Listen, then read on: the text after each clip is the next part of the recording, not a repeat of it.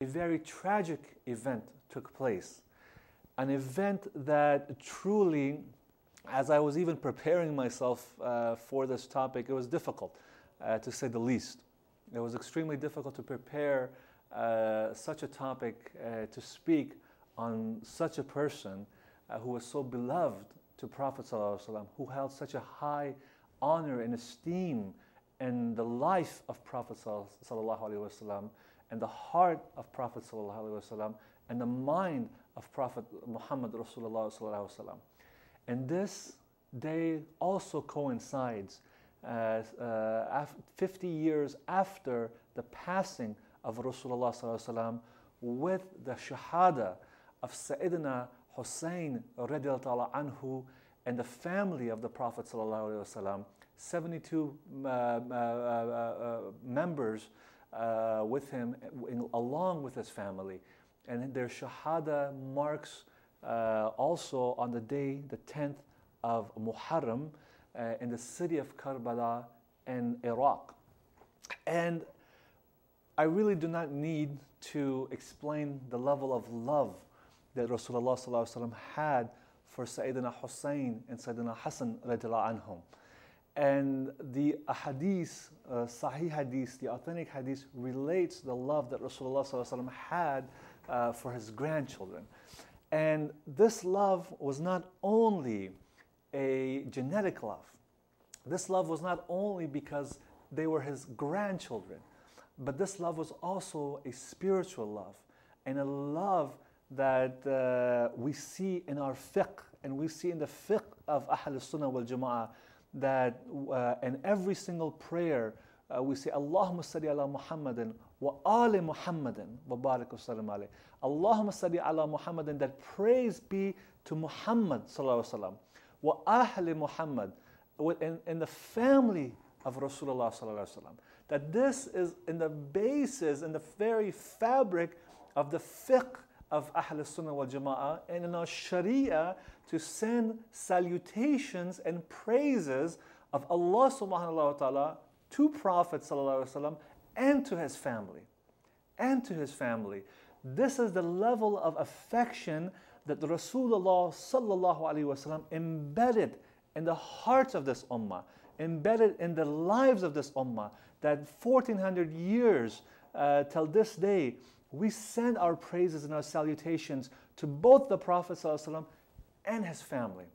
That Sayyidina Hussain anhu was that person who had the honor, alongside with his brother Sayyidina Hassan anhu, may Allah be pleased with both of them, that when they were children, Prophet ﷺ used to have them climb on his shoulders and ride, and he would actually, in order to entertain Sayyidina Hussain anhu, in order to make Sayyidina Hussain and Sayyidina Hassan anhu laugh, he would act as if he is a camel and they are his riders, and he would ride.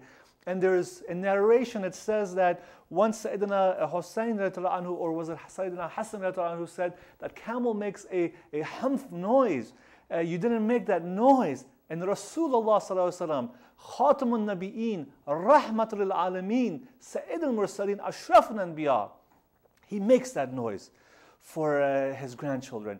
And he makes that noise. And they say that once Sayyidina Umar radiallahu anhu came and was watching this incident take place. And Sayyidina Umar looks at Rasulullah sallallahu alaihi wasallam and he says, Ya Rasulullah, he looks at the grandchildren, Sayyidina Hassan and Sayyidina Hussain, and said, what a beautiful ride you have. They were riding on the shoulders of Rasulullah sallallahu alaihi wasallam. So Sayyidina Umar says, what a beautiful ride you have, to Sayyidina Hassan and Sayyidina Hussain. Rasulullah turns and says, no, Umar, don't say what a beautiful ride they have. Tell me what beautiful riders I have. Subhanallah. Tell me what beautiful riders I have upon my shoulders. Look at the compassion of Rasulullah sallallahu alaihi wasallam. Look at the love of Rasulullah sallallahu alaihi wasallam for Sayyidina Hassan and Sayyidina Hussain anhu. And also in narration, it is mentioned that once in Medina, Prophet sallallahu alaihi wasallam walked into the bazaar and into the marketplace of Medina, and he saw Sayyidina Hussain and Sayyidina Hassan anhu playing with the other kids, playing with Abdullah ibn Umar anhu, playing with the other children of the Sahaba, who themselves also became Sahaba, who saw Prophet ﷺ, as well. He was playing with the children, and all of a sudden, Rasulullah ﷺ runs after Sayyidina Hassan and Sayyidina Hussain.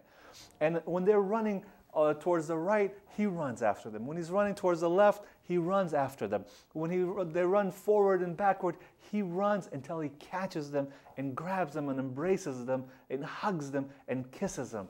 This is the compassion and the love that Rasulullah ﷺ had. It is reported in Sahih Hadith, an authentic Hadith, that Rasulullah ﷺ says that Hussain is from me and I am from Hussain. That Hussain is from me and I am from Hussain. Subhanallah, who else had that honor for Rasulullah ﷺ to say what he said? On top of that, there was once another beautiful story that he was giving khutbah, Rasulullah sallallahu alaihi wasallam. And at that moment, Sayyidina Hassan and Sayyidina Hussain anhu enter the masjid. And when he sees them and the amount of love that enters Prophet sallallahu alaihi wasallam's heart, the amount of compassion that enters Prophet sallallahu alaihi wasallam's heart, he gets down from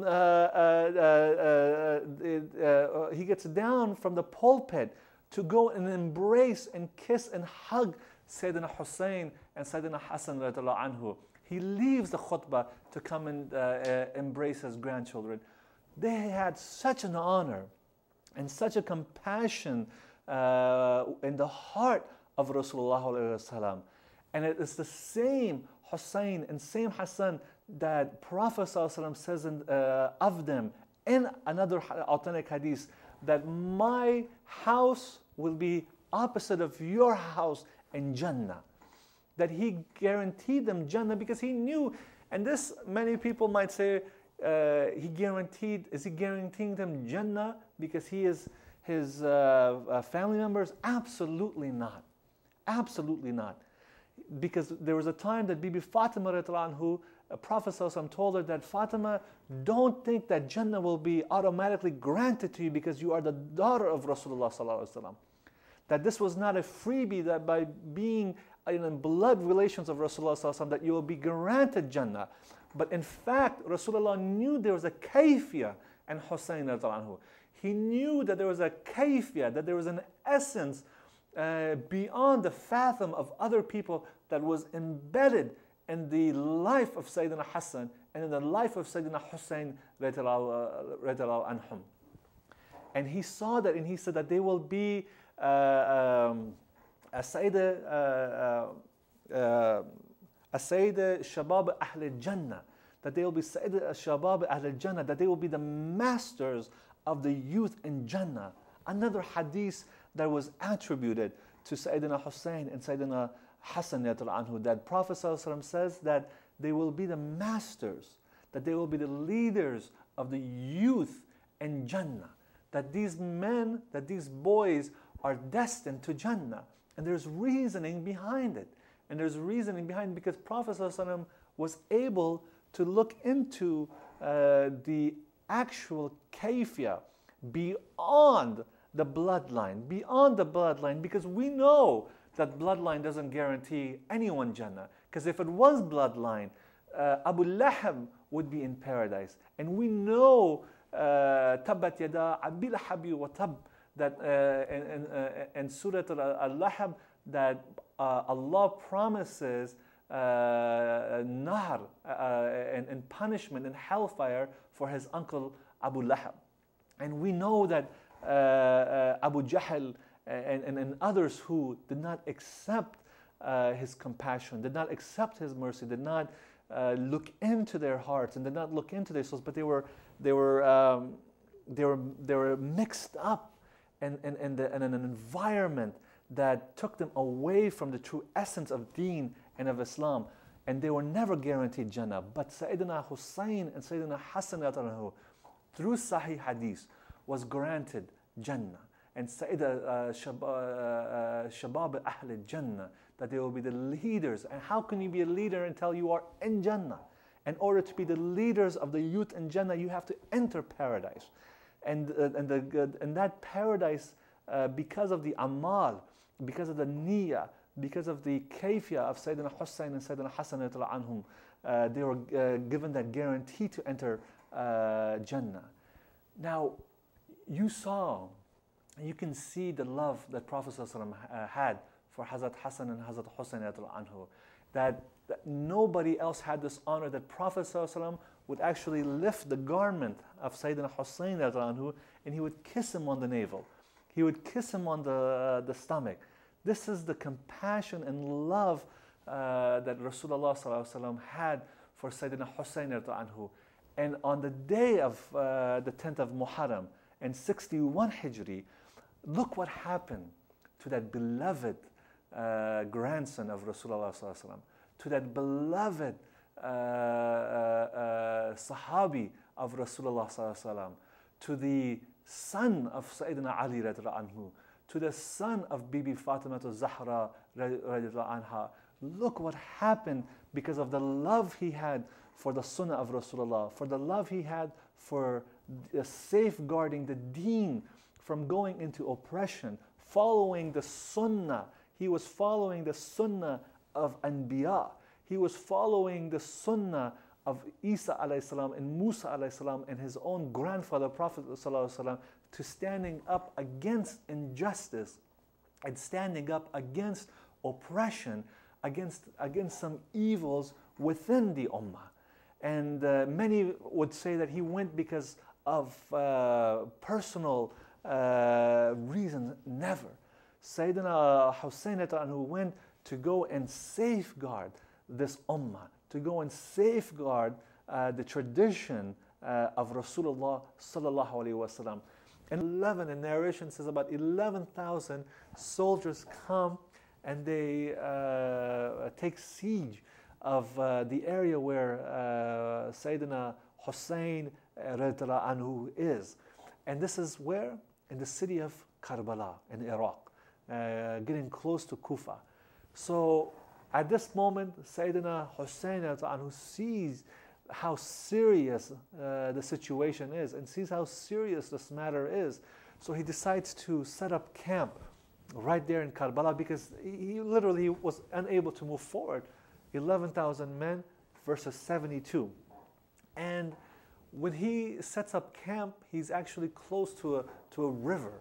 And what these men did, because of the hatred that was developed in their hearts and because of money and power and authority, and to please Yazid and to please Abdullah ibn Ziyad, these men barred Sayyidina Hussain anhu from obtaining water for himself and his family. They started, this whole siege was 3 days in total. For 3 days, Sayyidina Hussain anhu and his family, the Ahlul Bayt of Rasulullah sallallahu alaihi wasallam, was forbidden water by these men for 3 days.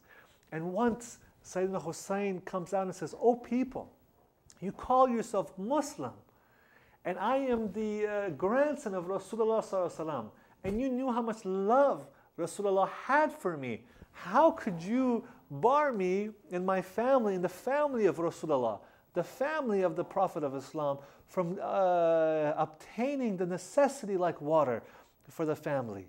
And he said, "What would you feel that on the day of judgment, when you're before my grandfather, when you're before Rasulullah sallallahu alaihi wasallam, and you want to drink the water of Kawthar from the hands of Rasulullah sallallahu alaihi wasallam, and you had denied his grandson and his family water, how would you feel?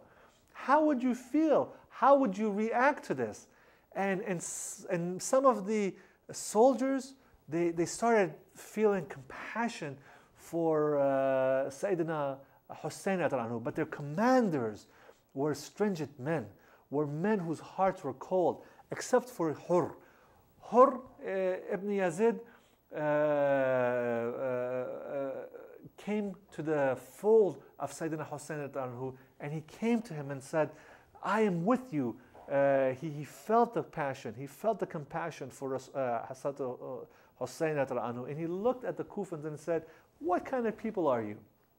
What kind of a community are you that you invite him, you request him to come, you send him letter after letter after letter saying that we come, then you pay allegiance to his cousin for him, for the Khilafat, and when he comes, this is how you treat him. This is how you treat the grandson of Rasulullah sallallahu alaihi wasallam. This is how you treat the family of Rasulullah sallallahu alaihi wasallam. Look at the level of hypocrisy some of these men had. That when we see hypocrisy in today's world, we shouldn't be surprised that there are men who are in high levels of hypocrisy towards the very family of Rasulullah sallallahu alaihi wasallam. So 3 days passed, and on the second night, Sayidina Hussain comes, and the army is becoming restless and they want to attack. And Sayyidina Hussain anhu says, give me one more night. One more night. And the reason why he asked for this additional night is because the night before he dreamt of Rasulullah sallallahu alaihi wasallam. The night before he dreamt of Rasulullah sallallahu alaihi wasallam, which Rasulullah sallallahu alaihi wasallam was telling him that, Hussain, it is time for you to come to me because I'm ready to embrace you, Ya Hussain. And so when Hazrat Hussain sees this dream, he knows what path is laid in front of him by Rasulullah sallallahu alaihi wasallam, what path, and not to forget that there's a hadith, and Imam Hakim and his Mustadrak narrates this hadith, that this is a Sahih hadith, and Imam Hakim's Mustadrak, that he says that one night Rasulullah sallallahu alaihi wasallam came to his home when Salama, one of his wives, and she was known for her intelligence. She was known for her understandings on the matter of fiqh and on jurisprudence of and Sharia of Islam. And she was a wise woman. She was known for her wisdom. And when Rasulullah came, he was tired and he went to go to rest. And when he slept, he woke up from his sleep. And Salama looked at Rasulullah sallallahu alaihi wasallam, and she saw that his face was not normal. Was not normal what they were used to. And then Rasulullah falls back asleep. And then all of a sudden he wakes back up in a very anxious and a very startled manner. And then Rasulullah sallallahu alaihi wasallam goes back to sleep. And then he wakes back up and is startled. And this time when he wakes up, he's weeping and he's crying. And in his hand, there's some soil, red soil. And he takes that soil and he kisses it while he's crying. And Salama, the mother of the faithfuls, the mother of the mu'mineen, looks at Rasulullah and says that, Rasulullah, we've seen something very astonishing in you. And this is in Sahih Hadith, again, and Imam Hakim's Mustadrak. And she looks at him and says, what happened?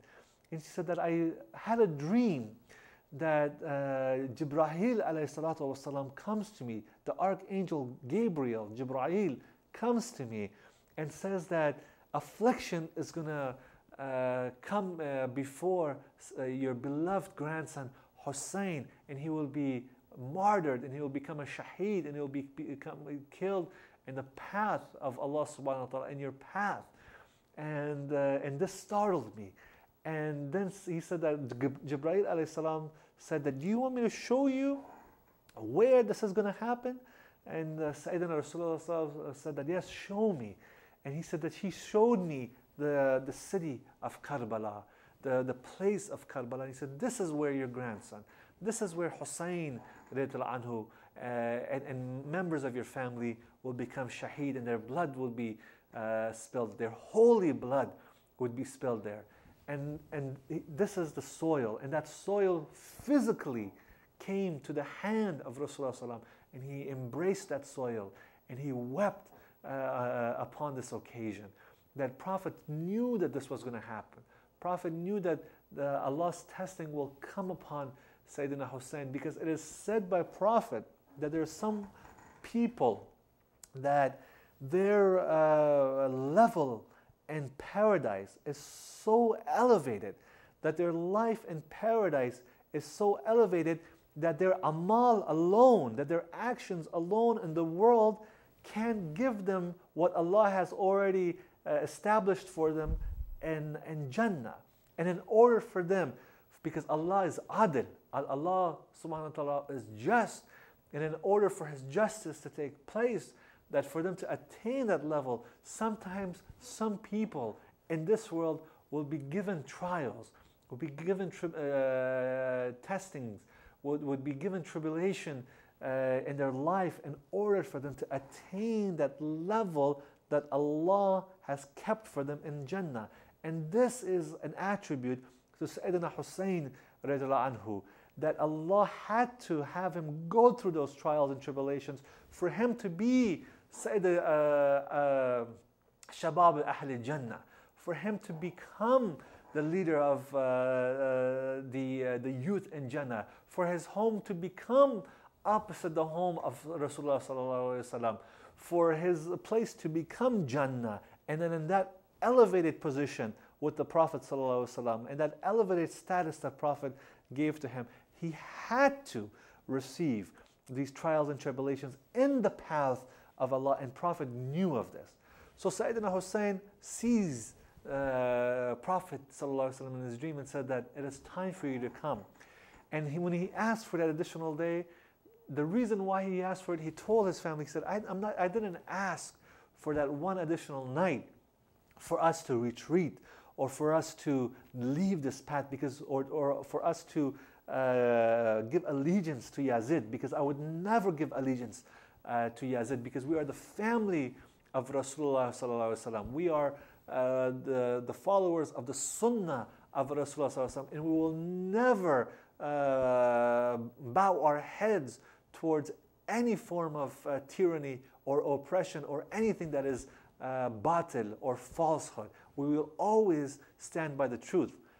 And he said, I was requesting this one additional night for two things. Number one, so I could pray to Allah. So I could pray to Allah for His mercy, for His compassion, and for His forgiveness, because I know tomorrow what my destiny is, because I know what's going to happen. And second, I'm asking you, he tells his people, that they're here to deal with me. They have nothing to do with you. Sayyidina Hussain tells his people that you are free to go. And the people looked at him and said, how can we do that? You are our Sayyidi. You are our master. How could we leave? How could we look at people's faces when we go back to Medina or Mecca? That we will never leave you. We're here with you. And then he looks at his family members and he says, you go. And the family member says, how can we go and how can we leave you? We will stay with you for as long as it takes, and no matter how much hardship we see, and including death, and including Shahadat if we receive. I'm going to be wrapping this up because time is of the essence, and I have only another 5-10 minutes to wrap up this program, inshallah, and we will do so. And so none of the Sahaba who were with him, the 72 people that were with him, left, and including the family, including the women. Among the women was his wife. Among the women was Bibi Zainab radiallahu anha, his beloved sister, and the daughter of Sayyidina Ali radiallahu anhu. And so the next morning when it comes, he steps out. And mind you, they have been not given water or provisions for 3 days. 3 days he was deprived of water, and 3 days he was deprived of provisions by this oppressive army.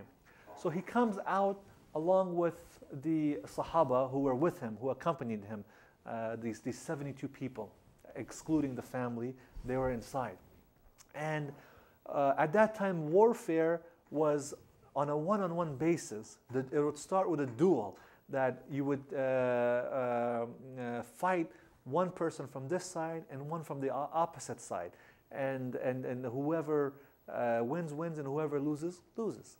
So as this type of warfare, which was customary at that time, was taking place, Sayyidina Hussain and the Sahaba who stood by Rasulullah sallallahu alaihi wasallam, who fought with Rasulullah sallallahu alaihi wasallam, are with him at the same time, and they are putting these men down one by one. Every time they go against Hazrat Hussain, they fail. Every time they go against the men who were with Hazrat Hussain, they fail. And when these army men looked and the captains looked, they said, if we let this go on, all 11,000 of us would fail against Hussain. Why? Because Hussain was the son of Asadullah, the lion of Allah. Hazrat Ali, the grandson of Prophet Rasulullah, he had a gift that this gift wasn't given to anybody else. And so finally they said, we have to attack them, because if we let this happen, they will conquer us one by one. And they attacked Hazrat Hussain, they attacked the companions. And one companion started falling after another. It was 11,000 against 72 men. 11,000 against 72 men. And Hur ibn Yazid was one of the first to fall.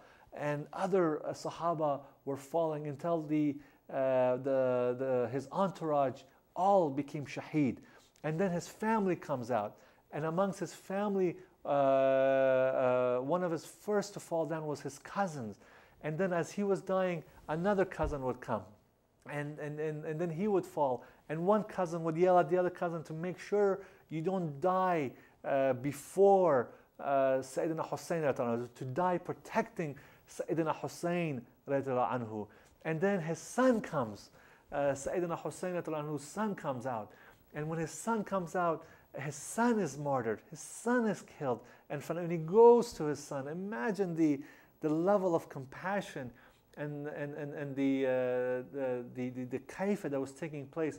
He grabs his son while his son is bleeding to death, and he says, "Oh son, your place is in Jannah, because you fought for the path of Allah. You fought in the path of haqq, against falsehood and against batil, and you are dying in my arms. And may Allah grant you Jannah, and may Allah forgive you." And he sees his son, who was 19 years old at that time. His son was 19 years old, and he dies in the arms of Sayyidina Hussain. And then Qasim ibn Hassan, the son of Hassan, comes out to fight for his uncle. And he is hit. And when he is hit, he yells out, "Oh uncle, oh uncle." And Sayyidina Hussain runs to him, and he grabs him, and he cries and in tears and says that this is a time that your uncle can't do anything for you. That uncle that would have stood by you, that uncle that would be by you, that uncle that would protect you is helpless at this moment, because there's my enemies are 11,000 and I'm only one man. And may Allah grant you Jannah. And he dies in his arms. And one by one, every single male relative of Sayyidina Hussain who is given Shahada at that day, is killed in front of Sayyidina Hussain. And then Sayyidina Hussain, when he sees this, he goes to his camp where his tent and everything was, and he had a son named Abdullah. His son Abdullah was 6 months old. 6 months old, 6 months of age. And he grabs his son, because he knows that this is the last moment he's going to have with his child. This is the last moment that Hazrat Hussain is going to have with his son. And he grabs his son, and some people from the army in Kufa, they start shooting arrows. And one of the arrows hits the neck of Abdullah ibn Hussain, the son, the 6-month-old son of Sayyidina Hussain anhu. And he's holding his son, and his son gets hit by the arrow, and he's seeing his son bleeding to death. And he embraces him and kisses his son, and he puts his son down, and he screams to Allah, and he cries to Allah and says, "Oh Allah, give me patience, give me sabr at this time. This is a testing time." And look at this, that these men never left Sharia, never left the tradition, that even in the most vulnerable time that they had, that his whole family is being killed, his women folk are watching, His eldest son was killed in his arm. Now his youngest son, of 6 months, is killed, and he is what? He's looking towards Allah. He's turning towards Allah and asking for patience and asking Allah for forgiveness. And as he lays his son, he leaves out to try to refresh himself, because 3 days without water to go and continue the fight against the munafiqeen, against the army of Yazid and against the army of Ubaydullah ibn Ziyad. And he goes towards the river to get one sip of water, and one of the army soldiers shoots an arrow in the back of Sayyidina Hussain radiallahu anhu. And he shoots the arrow, and Sayyidina Hussain radiallahu anhu falls onto the ground. And when he falls to the ground, he takes the arrow out. And as he's taking the arrow out, blood is flowing from the chest of Sayyidina Hussain radiallahu anhu. And he's unable to continue. And at this time, excuse me, and again, I thank the Brother Yusuf, who is waiting on me, and inshallah we should wrap this up in the next 5 minutes, which is a very important issue, and it's actually an issue that's reflected in our fiqh, in our sharia, and it's a tradition that we must know and know the kayfi of it. And as Sayyidina Hussain who is laying there, these Kufans come around him, these people, these munafiq come around him, the soldiers come around him, and they start beating Sayyidina Hussain anhu.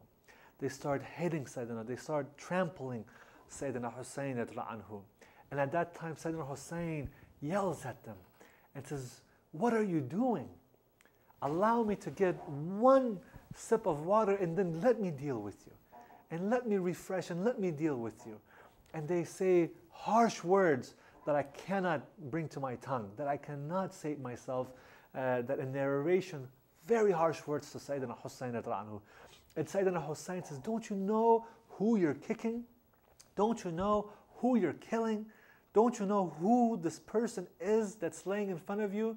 Don't you know that Rasulullah says that I am from Hussain, and Hussain is from me?" Prophet ﷺ says that if anybody hurts Hussain, they're hurting me. Is what Rasulullah ﷺ is saying. That anyone hurting Hussain is hurting me, and you're hurting me right now. You're inflicting pain upon me. How would Rasulullah see this? How would Prophet see this, that you're beating mercilessly the grandson of Rasulullah sallallahu alaihi wasallam? And they're saying that this moment became so emotional that some of the men, when they looked at the face and the nur that came out of the face of Sayyidina Hussain anhu, that they backed away, that they couldn't continue beating. But then there was hard, cold-hearted, stone-hearted munafiqs amongst them, like Shimr. And Shimr saw that this is happening, and Shimr looks and sees that if this continues and they listen to Sayyidina Hussain, that these people's minds will change, that maybe compassion might enter their hearts. So he says, "Lift up Hussein's head." And at that moment he takes a sword, and Shimr, it's in many narrations that it's Shimr that beheads the holy head, the holy face of Sayyidina Hussain, that he beheads him right there and then. And they don't stop there. And excuse the amount of graphics that we have to go into, verbal graphics, because this is what happened. This is what took place. And if many of you have young children right now watching, this is the time to send them in another room or tune out, because what atrocities that these men committed to Sayyidina Hussain anhu. After they beheaded Sayyidina Hussain, they dismembered all of his limbs. They cut off his arms, they cut off his legs. And then what they did is the body of Sayyidina Hussain that was there, they brought horses. They brought horses to trample on the holy body, on the beloved body of Sayyidina Hussain anhu. And at this time, imagine this moment, imagine the scene. Close your eyes and imagine the scene taking place to the grandson of Rasulullah sallallahu alaihi wasallam, and Bibi Zainab radiallahu anha, the sister of Hazrat Hussain anhu, and his wife and the women folk are looking that all of their men are killed in front of them. All of their men are beheaded in front of them. And the beloved grandson of Rasulullah sallallahu alaihi wasallam, he is beheaded and he is dismembered, and the horses are trampling over their body. Imagine this. Imagine this. And many of those munafiqs, they said, I want you to, Shimr said that, let it be known, let Yazid know that I was the one to take the head off of Hussain. Look at the ignorance that a person, if you're not careful of the realities of the tradition of Rasulullah, if you're not careful with the kayfiyats of Rasulullah, that how the worldly and materialistic love and the want that human beings have of power, of greed, of money, that we're even seeing reflected today in Iraq, in Afghanistan, and elsewhere here, that how this could elude you from the truth, how this could take you away from reality, and how this could make you do something that at the same time it makes you think that you're doing the right thing, but you're doing the wrong thing. This is what happened to Sayidina Hussain anhu, and his women folk were taken captive. And at this moment, what they did is they didn't even want to bury the body of Sayidina Hussain anhu. These men were not even given the tawfiq. Allah did not even give them that credit to bury him. And they left the body of Sayyidina Hussain, taking his head with them to the governor's palace. And at this time, a group of people called the Bani Asad, the people of Asad, the tribe of Asad, when they saw this, they knew who this man was. They knew the love that Rasul. So they came to bury the dead, bury the family members of Rasulullah, and bury the body of Sayyidina Hussain anhu. And some of the Kufans were so cold-hearted that on top of that, that once they saw them burying them, they sent water on the graves of Sayyidina Hussain, so the tops of the graves could not be seen by anybody. So they cannot be even told where the grave of Sayyidina Hussain is. This is how much munafiq hypocrisy these people had within them against Sayyidina Hussain. This is Karbala. This is the day of Karbala in 61 Hijri that took place. And then when the head is taken to Ubaidullah ibn Ziyad, Ubaidullah, when he sees that head, he had never seen Sayyidina Hussain. He becomes overwhelmed by looking at the head of Hussain anhu. And he says, I've never seen a face like this. I've never seen nur like this. I've never seen a beauty like this. And at that time, some of the people who were there, he said that, whenever the Sahaba would miss Prophet Rasulullah sallallahu alaihi wasallam after he passed away, they would go visit the house of Ali radiallahu anhu and Bibi Fatima to go see Hussain radiallahu anhu's face, because Hussain looked the most like Prophet sallallahu alaihi wasallam.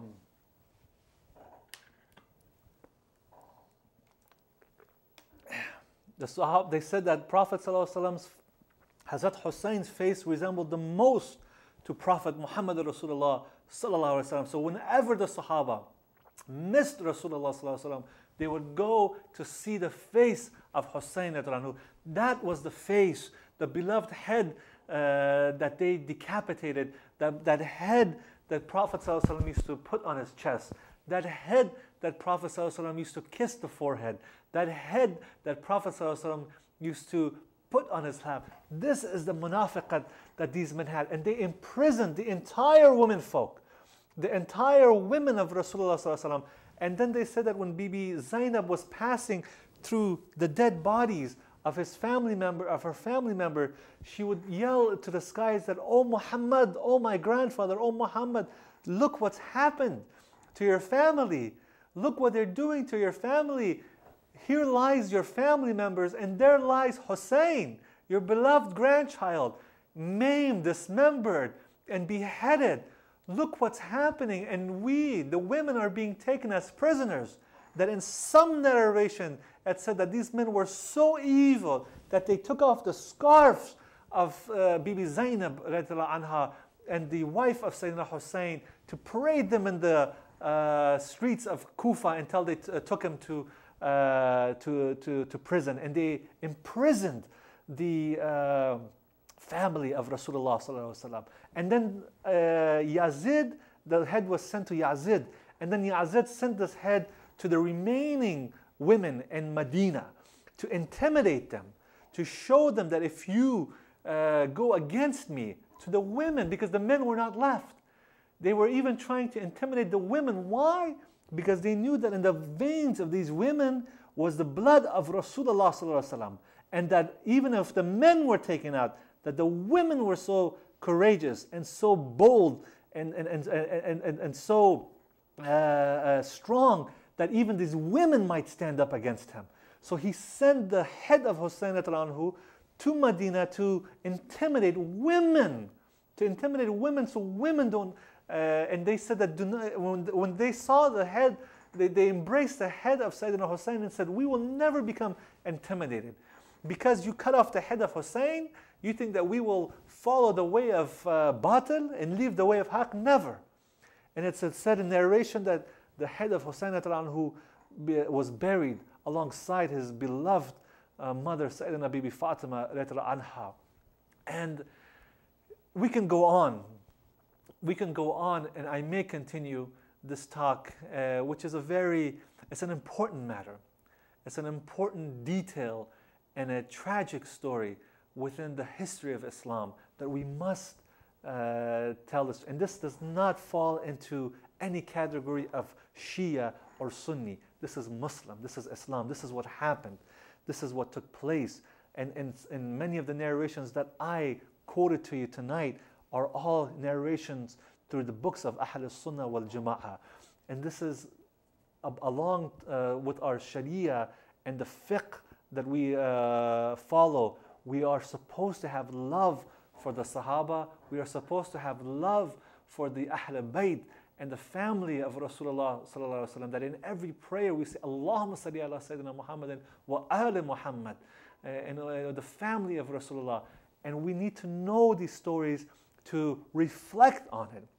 To reflect on it not only of what happened then, but what's happening now.